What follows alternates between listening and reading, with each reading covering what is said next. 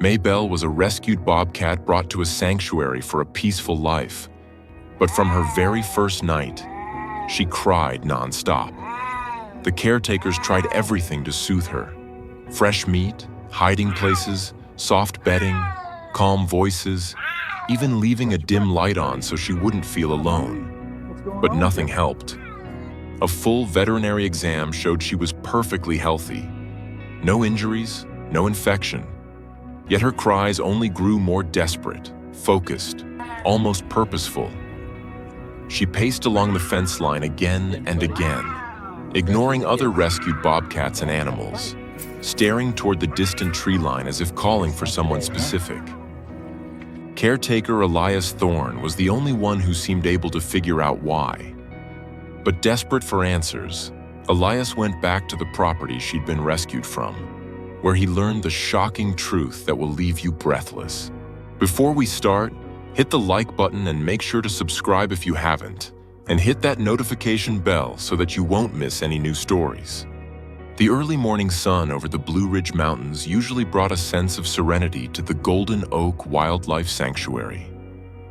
It was a time when the mist clung to the valleys and the air smelled of damp pine needles and earth. For Elias Thorne, the sanctuary's head caretaker, this was the golden hour, the time before the phone started ringing and the daily grind of maintenance began. It was a time to simply be with the animals. Elias was a man of quiet routines, his face weathered by decades of working outdoors, his hands rough but incredibly gentle. He had spent the last 20 years dedicated to the rehabilitation of North America's native predators. He understood the language of silence, the flick of an ear, the twitch of a tail. He knew that wild animals did not seek human affection. They sought respect and safety. But for the past 3 days, the peace of Golden Oak had been shattered. In Quarantine Pen 4, a newly arrived female bobcat named Maybelle was falling apart. She had been brought in by animal control after being found trapped in a barn on the outskirts of a rural development, looking thin and terrified. Physically, she was a magnificent specimen of Lynx rufus. Tawny fur dappled with distinct black spots, tufted ears that stood like sentinels, and those intense, soulful eyes that seemed to hold ancient secrets. Yet, Maybelle was not adjusting. She was grieving. From the moment the transport crate had opened, she had not stopped crying. It wasn't the aggressive growl of a cornered predator, nor the hissing of a feral cat. It was a sound that chilled Elias to the bone. A low, rhythmic, rasping yowl that rose and fell like a dirge. It was a vocalization he had rarely heard in all his years. The distress call. What's going on with you? Elias walked toward the quarantine sector, his boots crunching softly on the gravel path. He carried a bucket of high-quality raw meat, rabbit and quail, hoping to entice her. "Morning, Maybelle," he murmured, keeping his voice low and steady. "Let's try this again, girl." As he approached the heavy gauge mesh of Pen 4, the crying stopped for a split second, only to resume with even greater intensity. Maybelle was pacing.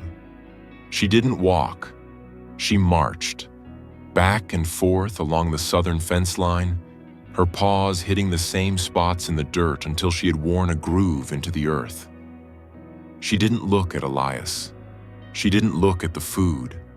Her gaze was fixed desperately on the distant tree line, beyond the sanctuary fences, toward the south.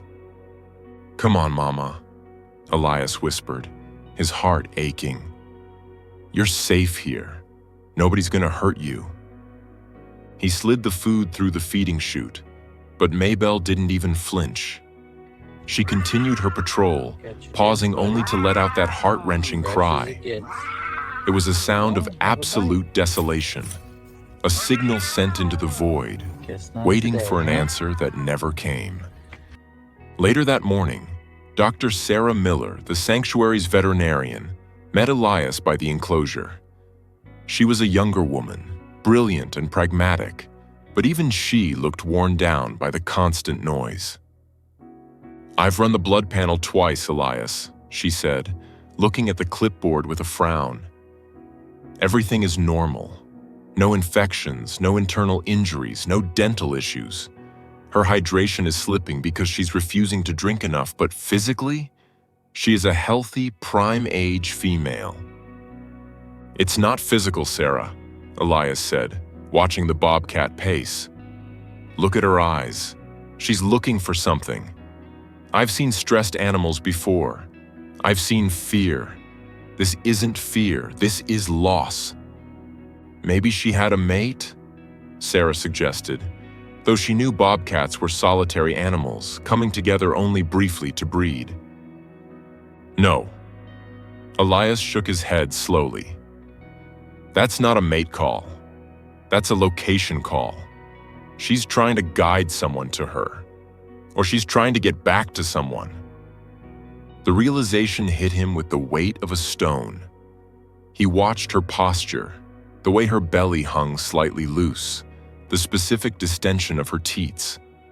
They weren't currently lactating heavily, which had thrown them off initially, but the signs of recent motherhood were there if you looked past the trauma.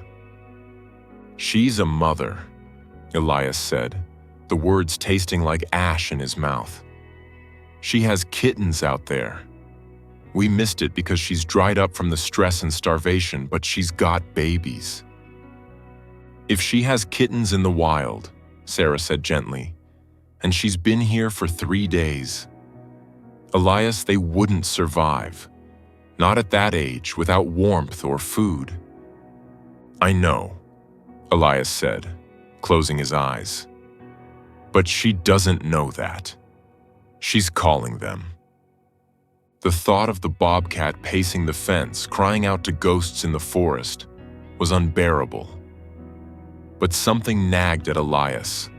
The report from the capture site said she was found in a barn, trapped in a live cage set for raccoons. The property owner had called it in, claiming she was a nuisance. "I'm going out there," Elias decided, turning abruptly. "To the capture site?" Sarah asked. "Elias, it's a 2-hour drive. What are you going to find?" "Answers," he replied. "If there were kittens, maybe they're still in the barn. Maybe they're hiding. Or maybe the guy who trapped her knows something he didn't tell animal control." The drive south was tense. Elias drummed his fingers on the steering wheel of the sanctuary's beat-up pickup truck. The landscape shifted from the protected forests of the sanctuary to the sprawling, fragmented farmland that characterized the edge of the county. This was the friction zone, the place where human expansion collided violently with wildlife habitat. He pulled up to the address listed on the intake form. It was a sprawling property with a half-finished house and several dilapidated outbuildings. The yard was cluttered with old machinery, rusted cars, and piles of lumber. It was the kind of place where things went missing and questions were discouraged. Elias stepped out of the truck, adjusting his cap. A man in grease-stained coveralls emerged from a shed, wiping his hands on a rag. This was Mr. Henderson, the property owner. He looked at Elias with suspicion, his eyes narrowing. "Can I help you?" Henderson asked, not offering a hand. "Mr. Henderson, my name is Elias Thorne. I'm from the Golden Oak Sanctuary. We took in the bobcat you trapped earlier this week," Elias said, keeping his tone polite and professional. "Yeah? You come to bring it back?" Henderson scoffed. "Thing was a menace, killing my chickens." "No, sir, she's staying with us. But we're having some trouble with her," Elias lied smoothly. "We need to know if she was alone. Usually, bobcats travel solo, but sometimes there are complications. Did you see any others? Maybe some kittens?" Henderson hesitated. His eyes flickered toward the barn, then back to Elias. It was a subtle tell, a micro-expression of guilt that Elias, with his years of reading behavior, caught instantly. "Nope," Henderson said, a little too quickly. "Just the one. Big snarling thing. Glad she's gone." Elias nodded, pretending to accept the answer. "I see. Well, that's unfortunate. She's acting like she's separated from her young. If there are kittens around, they'll die rotting under your barn without her. Smell would be terrible in a few days." He let the comment hang in the air, watching the man's reaction. Henderson shifted his weight. "Look, I ain't seen no kittens," Henderson grunted. "Now, if you're done, I got work." Elias turned to leave, his heart sinking. He had hoped for a confession, a clue. He reached for the door handle of his truck. And then, he heard it. It was faint, barely a whisper over the wind and the distant hum of traffic. A high-pitched, chittering sound. Cheep, cheep, row. Elias froze. He knew that sound. It wasn't a bird. It wasn't a domestic cat. It was the distress call of a juvenile bobcat. He spun around, staring at the barn. "What is that?" "What's what?" Henderson demanded, stepping in front of Elias. "I don't hear nothing but the wind. You need to get off my property." "That's a bobcat kitten," Elias said, his voice hardening. "Mr. Henderson, do you have a wild animal in that barn?" "It's none of your business," Henderson shouted. "Get off my land before I call the sheriff." "Call him," Elias challenged, stepping closer. "Possession of native wildlife without a permit is a felony in this state. If I call the game warden, they're going to tear this place apart. Or you can show me what's in the barn, and maybe we can work this out." The threat of the law deflated Henderson. He cursed under his breath, spitting on the ground. "It ain't a kitten, it's nearly grown. I figured I could sell it. Fellow down in Florida pays good money for exotic pets." Elias felt a surge of nausea. The illegal pet trade was the dark underbelly of his world, a place of misery and death. "Show me." Reluctantly, Henderson led him into the gloom of the barn. In the back corner, stacked atop some old pallets, was a crude wire cage, far too small for any creature. Inside, huddled in a ball of misery, was a young male bobcat. He wasn't a tiny kitten, but a juvenile, perhaps 6 or 7 months old. He was at that awkward stage, lanky, with paws too big for his body, but still entirely dependent on his mother for hunting lessons and protection. He was terrified, his ears flattened against his skull, his eyes wide orbs of panic. He was with her, Elias realized aloud. You trapped the mother, and then you grabbed him. He was easy to catch once the mama was gone, Henderson admitted. He wouldn't leave the trap she was in. The cruelty of it struck Elias like a physical blow. The boy had stayed by his trapped mother, loyal and frightened, only to be snatched up for profit. "I'm taking him," Elias said. It wasn't a question. "Now hold on," Henderson protested. "I got a buyer lined up, $500. Elias didn't have $500 in the sanctuary petty cash. He barely had $20 in his wallet. But he looked at the young cat, trembling in the filth, and thought of Maybelle back at the sanctuary, screaming into the void. "I'll give you $300, Elias said, reaching for his own checkbook from his back pocket. This was his personal rent money. "Right now, and I don't call the warden. You take the money and you forget you ever saw these cats. If I ever hear about you trapping again, I will bring the entire Department of Natural Resources down on your head." Henderson looked at the checkbook, then at the cat. Greed warred with fear. $350. "Done," Elias snapped. He wrote the check with a shaking hand, ripped it out, and shoved it at the man. "Open the cage." The drive back to Golden Oak felt different. The tension was still there, but it was replaced by a frantic hope. The young male, Elias decided to name him Miles for the distance he'd come, was in a proper transport carrier in the passenger seat. He was quiet now, exhausted, curled into a tight ball. When Elias pulled into the sanctuary driveway, the sun was beginning to dip, casting long golden shadows across the grass. He radioed ahead to Sarah. "Get the intake room ready. I'm bringing in a juvenile. And Sarah, tell the staff to clear the area around Pen 4. "You found one?" Sarah's voice crackled with disbelief over the radio. "I found him," Elias said. The process had to be careful. They couldn't just throw them together. Disease protocols, aggression, rejection, there were risks. But Elias knew in his gut that protocols had to bend today. The level of distress Maybelle was in was life-threatening. They brought the carrier to the safety airlock of Pen 4. Maybelle was at the far end of the enclosure, her back to them, still pacing, still crying that low, mournful sound. Elias set the carrier down inside the airlock and signaled for Sarah to open the secondary gate. He slowly unlatched the carrier door. Miles hesitated. He sniffed the air.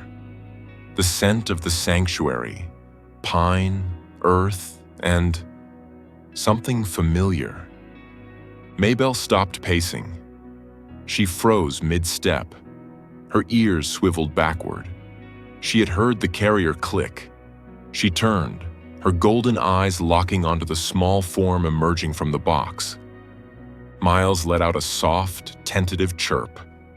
The transformation was instantaneous.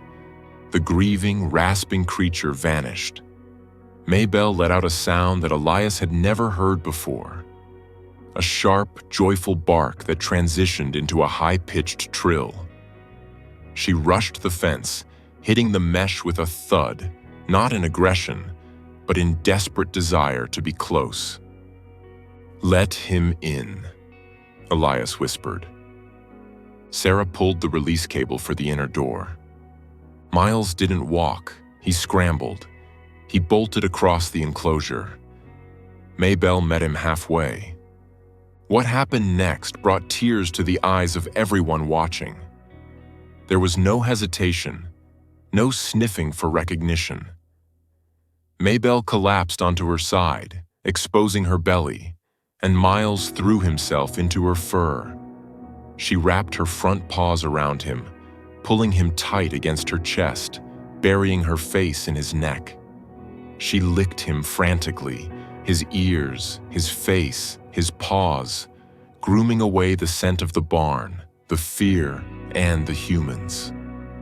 Miles was kneading her belly, chirping incessantly, burying his face in her fur. The reunion was electric, a release of tension so palpable it felt like the air pressure in the sanctuary had changed. Elias stood by the fence, his hand resting on the cold metal, watching them. The constant, rasping crying had stopped.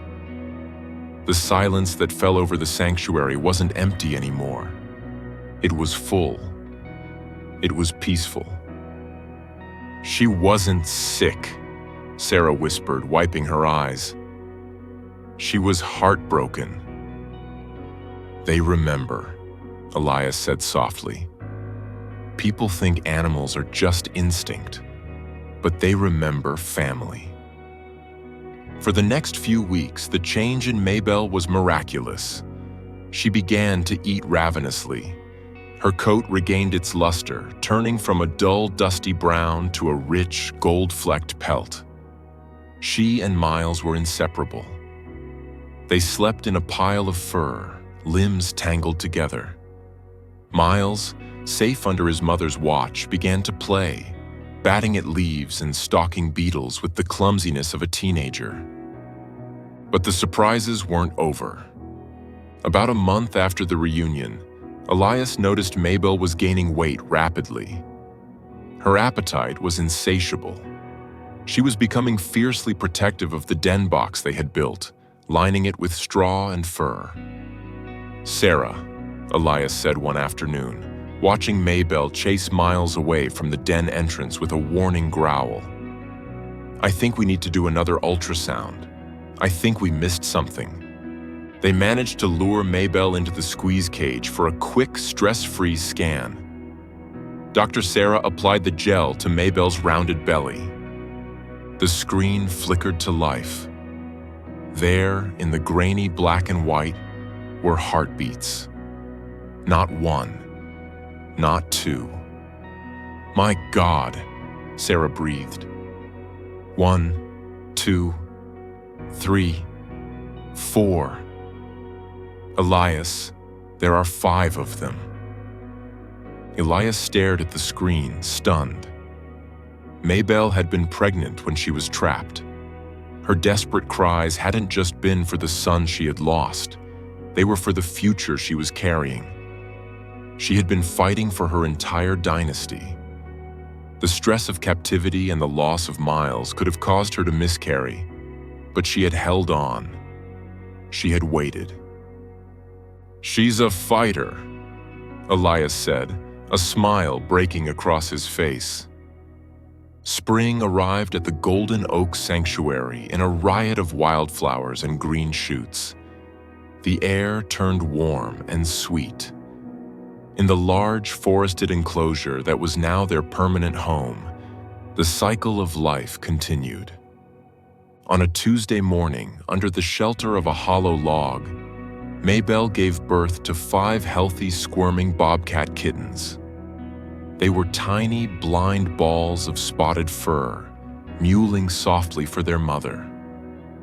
Elias watched from a distance with binoculars, respecting their privacy. He saw Maybelle nursing them, her eyes half closed in contentment. And nearby, sitting on top of the log like a sentry, was Miles. The young male, who had been destined for a cage in a Florida living room, had taken on the role of Big Brother. He didn't intrude, but he stayed close. When Maybelle needed to stretch or drink, Miles would hop down and sit by the kittens, his large ears swiveling to catch the sound of a falling leaf or a distant bird. He was learning to be a protector, guided by the mother who had refused to give up on him. Elias lowered his binoculars and leaned back against the old oak tree. The sun was warm on his face. He thought about the check he had written, the money he would never see again. He thought about the fear in the barn and the silence of the first few nights. Then he looked at the family in the enclosure. Mabel groomed one of the new babies while Miles chased a butterfly near the fence, his movements full of wild, chaotic joy. The sanctuary was quiet, but it was a good quiet. It was the silence of safety. Elias knew that eventually the kittens would grow. Some might be released back into the wild to reclaim the heritage that had almost been stolen from them. Others might stay, ambassadors for their species. But for now, they were together. He tipped his cap to the mother cat. "You did good, Maybelle," he whispered. "You did good." In a world that often felt cruel and indifferent, where nature was pushed to the margins, a mother's love had bridged the gap. It had pulled a family back from the brink and created a new beginning. And as Elias walked back toward the caretaker's cabin, his heart full, he knew that this moment of peace and continuity was worth more than all the gold in the world.